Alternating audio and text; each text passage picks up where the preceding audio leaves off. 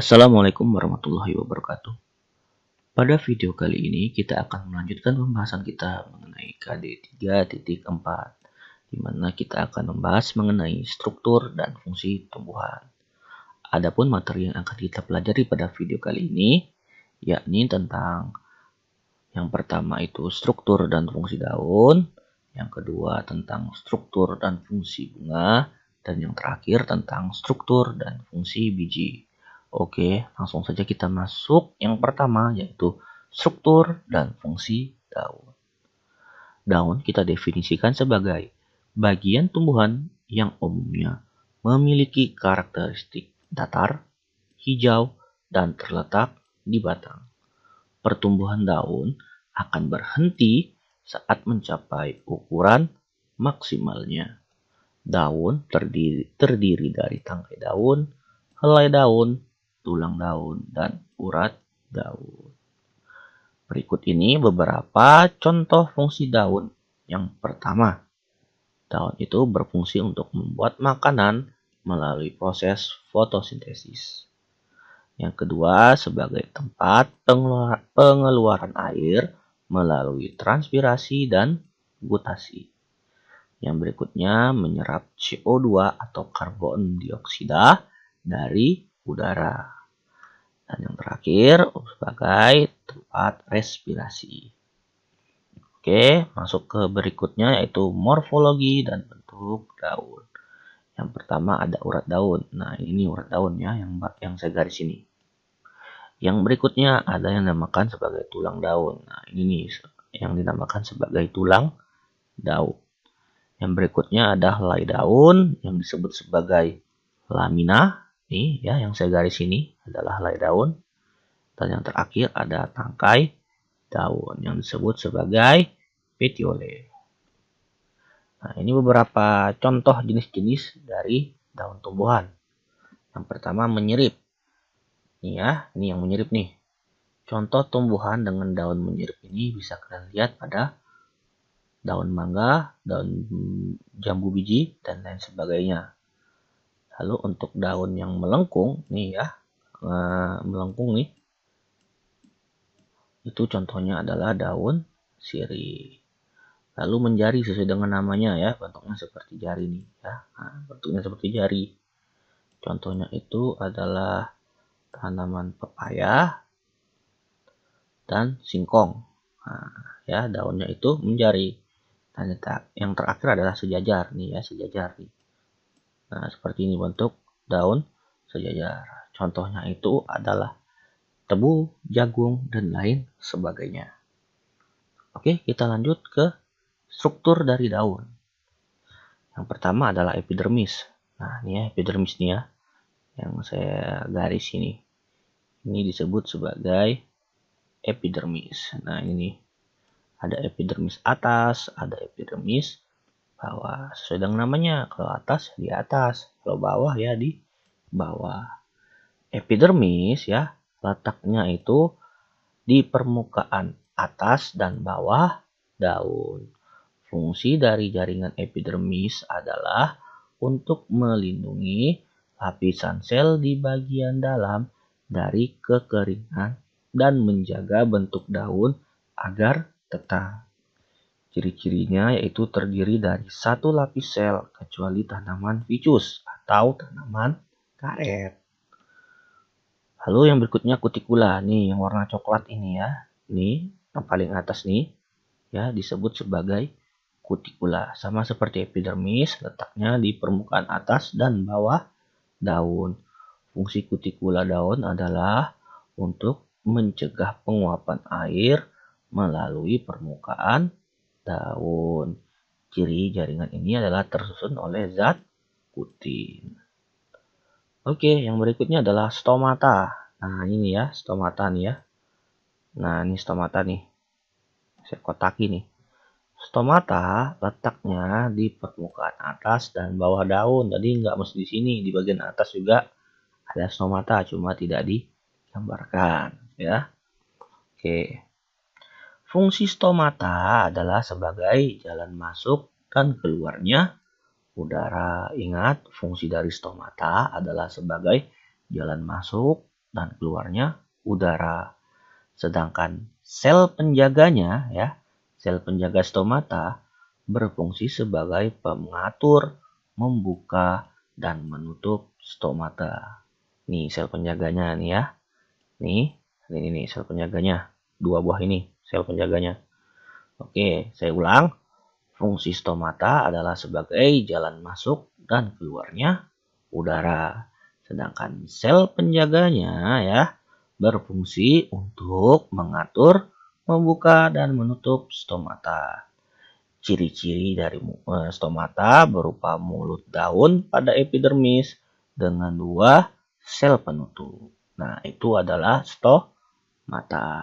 Oke, kita lanjut ke mesofil. Sebelum kita lanjut ke mesofil, saya hapus dulu ya, biar tidak tampak kotor gambarnya. Oke. Nah, ini ya, mesofil ya. Mesofil ini terletak di antara lapisan epidermis atas dan epidermis bagian bawah. Jadi lapisan mesofil ini hampir menempati daun ya, hampir menempati seluruh bagian daun maksudnya ya. Jadi jaringan mesofil inilah jaringan yang paling banyak menempati bagian dari daun. Fungsi dari mesofil untuk tempat berlangsungnya fotosintesis. Mesofil daun terdiri dari sel parenkim, banyak ruang antar sel. Kebanyakan berdiferensiasi menjadi jaringan palisade dan jaringan spon. Nah, jaringan palisade atau jaringan tiang, nah ini sesuai dengan namanya ya, bentuknya seperti tiang. Sedangkan jaringan spon atau bunga karang, nah ini nih. Ya, ini bunga karang nih. Oke, saya akan jelaskan satu persatu apa fungsi jaringan palisade atau jaringan tiang dan jaringan bunga karang atau jaringan spon. Jaringan palisade ini yang paling banyak mengandung klorofil. Ya, jadi dengan demikian dapat kita simpulkan jaringan palisade inilah tempat berlangsungnya fotosintesis. Selain itu ya, di jaringan palisade juga terjadi proses transpirasi, yaitu proses keluarnya air yang menguap dari dinding sel. Nah, ini adalah jaringan palisade. Lanjut ke jaringan spon. Nah, ya. Jaringan spon ini tidak terlalu banyak klorofilnya dibandingkan palisade. Tapi dia juga bisa berfotosintesis. Tapi yang utama melakukan fotosintesis adalah jaringan palisade. Ya, kita lanjut ke jaringan spon atau bunga karang. Fungsinya yang berikutnya adalah menyimpan makanan yang dihasilkan dari fotosintesis yang dilakukan oleh jaringan palisade. Selain itu, jaringan spon juga sebagai tempat penyimpanan gas dan pertukaran gas. Nah, itulah fungsi dari jaringan spon atau jaringan bunga karang. Oke, kita lanjut. Selain ada mesofil, ada berkas pengangkut nih. Ada xilem dan floem. Sama seperti sebelumnya ya. Nah, xilem itu fungsinya untuk mengangkut air ya dan garam-garam mineral ya. Sedangkan floem untuk mengangkut hasil fotosintesis yang nanti diedarkan ke seluruh bagian tubuh tumbuhan. Oke, kita lanjut. Struktur dan fungsi bunga. Bunga berperan sebagai organ reproduksi pada tanaman. Bagian-bagian pada bunga terdiri dari kelopak, mahkota, benang sari yang berfungsi sebagai organ reproduksi jantan, dan putik yang berfungsi sebagai organ reproduksi wanita. Setelah putik menerima serbuk sari, nantinya akan tumbuh buah dari bakal biji. Oke, kita lanjut ke fungsi bunga. Yang pertama, sebagai alat untuk perkembangbiakan generatif. Generatif ini artinya dengan cara kawin. Jadi ada jantan dan ada betina. Sedangkan lawan dari generatif, lawannya adalah vegetatif. Ya, vegetatif itu salah satu contohnya dengan cara bertunas. Vegetatif ya. Generatif dengan cara kawin, vegetatif tidak kawin. Lanjut. Untuk menarik burung, serangga maupun lebah agar hinggap dan melakukan penyerbukan. Lalu berikutnya tempat menyatunya gamet jantan dan gamet betina. Berikutnya menghasilkan biji. Berikut ini adalah struktur dari bunga. Yang pertama tangkai bunga. Nah ini nih tangkai bunga nih.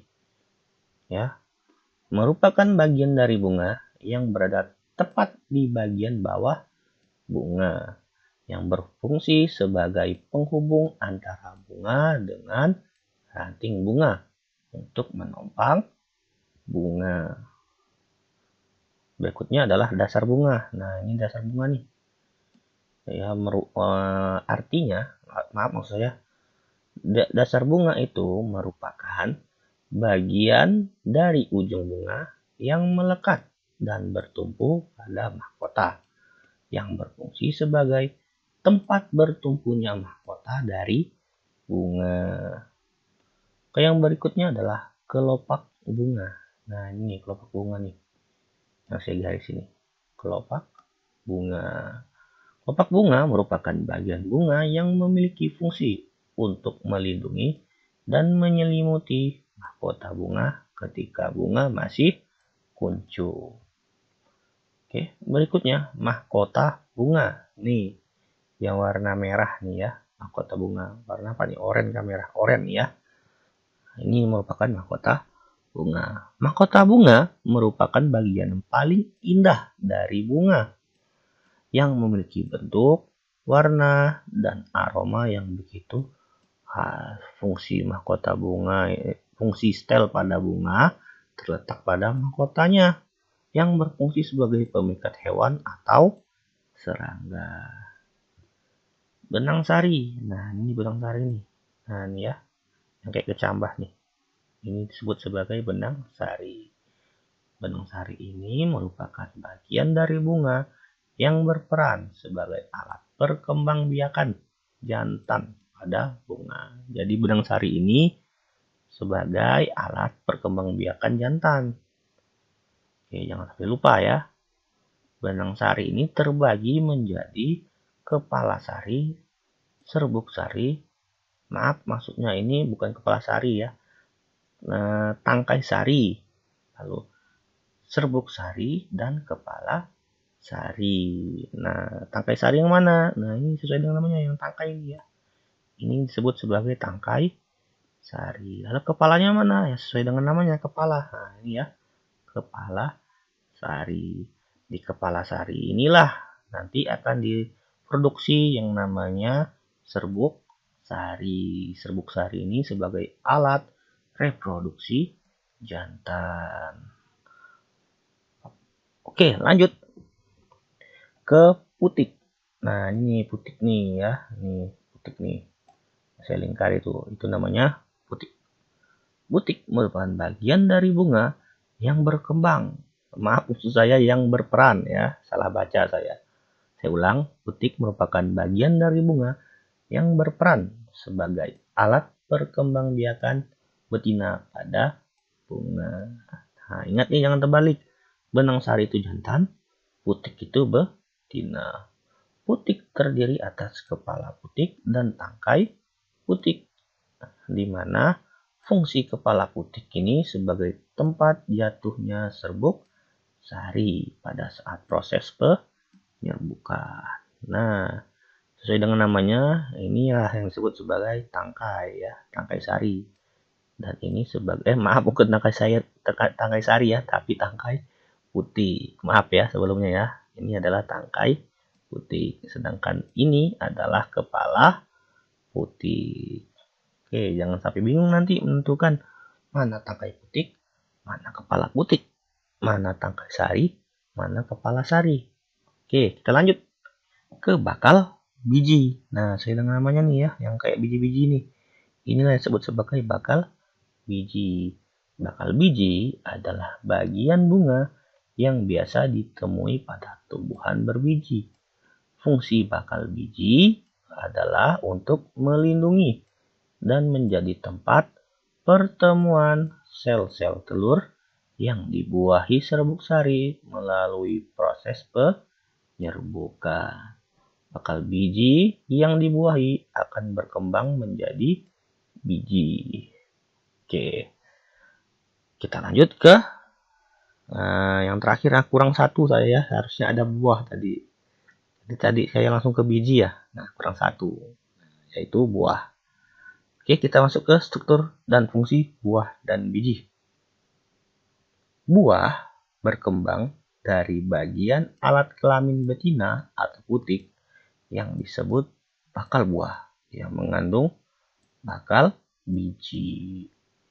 Sedangkan biji merupakan bagian tumbuhan yang terbentuk dari hasil pembuahan atau fertilisasi yang terletak di dalam bakal buah. Oke, kita lanjut ke fungsinya. Yang pertama, buah digunakan sebagai melindungi dan membungkus biji yang terkandung di dalamnya. Yang kedua, buah berfungsi sebagai penyediaan sebuah cadangan makanan selama proses perkecambahan. Sedangkan untuk fungsi biji, yang pertama sebagai alat berkembang biak dan sebagai pembentuk tumbuhan baru. Yang kedua, biji berfungsi sebagai tempat cadangan makanan.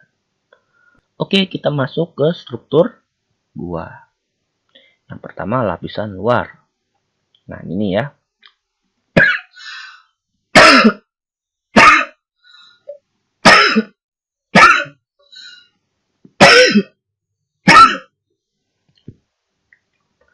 Oke, kita masuk ke struktur buah.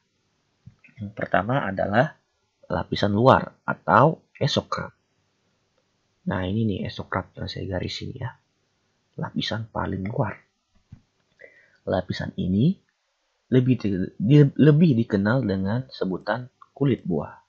Kulit buah ada yang lunak, ada yang keras. Kulit keras umumnya terdapat di buah yang kering atau mengandung sedikit air. Contohnya kacang tanah. Sedangkan kulit lunak ya, biasanya terdapat pada buah-buahan yang berdaging lunak atau basah mengandung banyak air. Contohnya tomat atau pepaya. Lapisan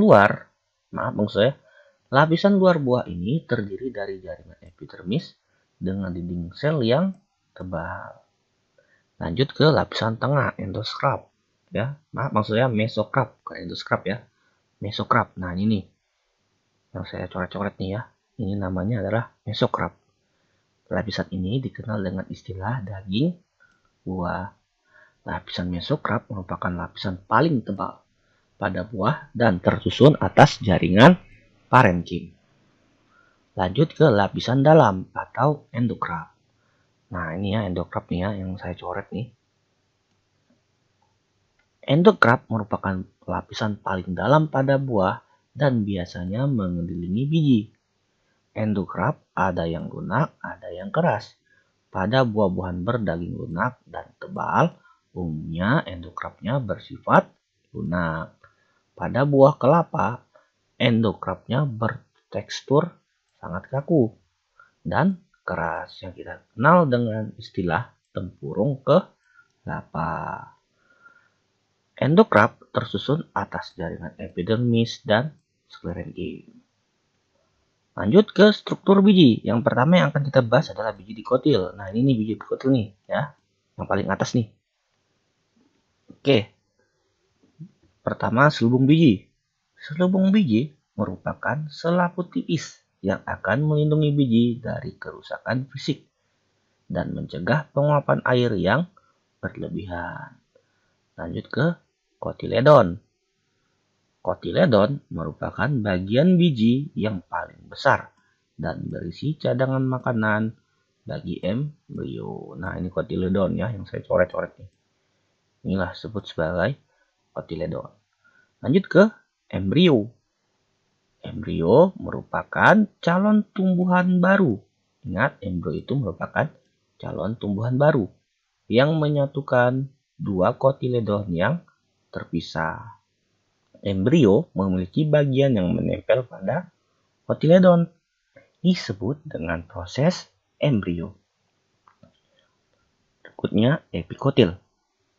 Epikotil merupakan bagian embrio yang terletak di atas poros embrio. Lanjut, plumula. Plumula merupakan calon daun pada embrio yang terletak di ujung epikotil. Nah, ini plamula nih ya yang saya garis ini.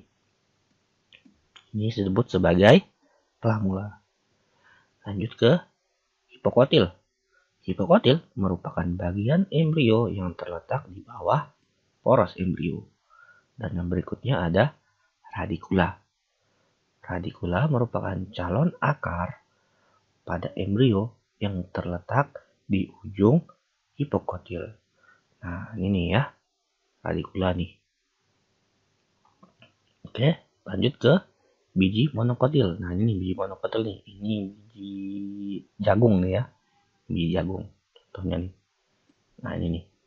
Biji monokotil. Yang pertama adalah endosperma.